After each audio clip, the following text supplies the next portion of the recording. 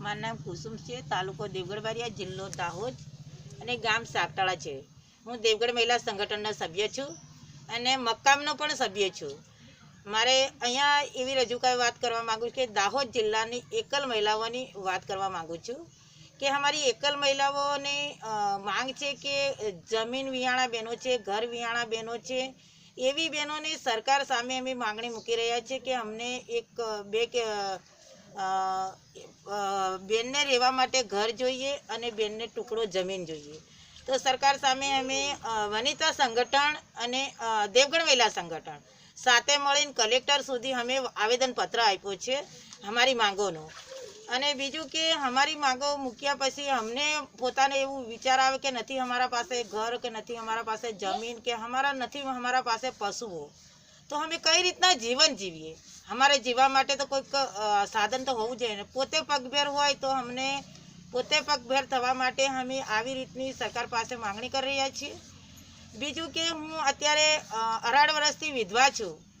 મારું પતિનો જે મરણનો દાખલો તેનો સાસરીનો છે અને 18 વર્ષથી મને પિયરમાં કાઢી મૂકી છે કે પતિ પાછળ પત્નીનો હક લાગે એવી મને ખબર છે કે હું સંગઠન ને સંસ્થામાં જોડાયેલી છું. ત્યારે પણ ખૂબ લડત કરી ત્યારે મને ચૂંટણી કાર્ડ, રેશન કાર્ડમાં તો નામ કમી કરી નાખ્યું છે એ લોકોએ.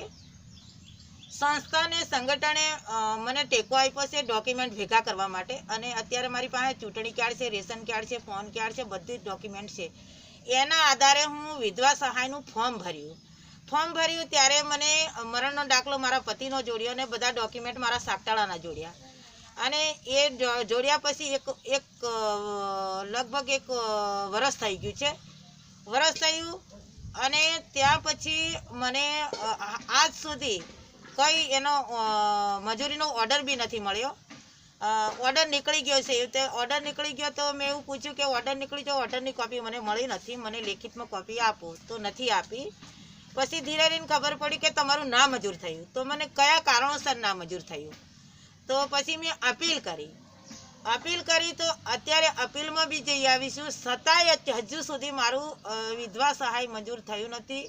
અને મારા જેવી કેટલી મહિલાઓને આવી તકલીફ પડતી છે. હું આટલી જાગૃત છતાંય મારે આટલા ધક્કા ખાવા પડે તો આખા ગુજરાતની અંદર કેટલી મારા જેવી બહેનો હશે. તો અમે સરકારને એવું કહેવા માંગીએ છીએ કે રહેઠાણનો પુરાવો માન્ય રાખીને તમે આ બહેનોને સરકારના જે લાભોથી વંચિત ના રહેવી જોઈએ, એ અમારી માંગ છે સંગઠનની.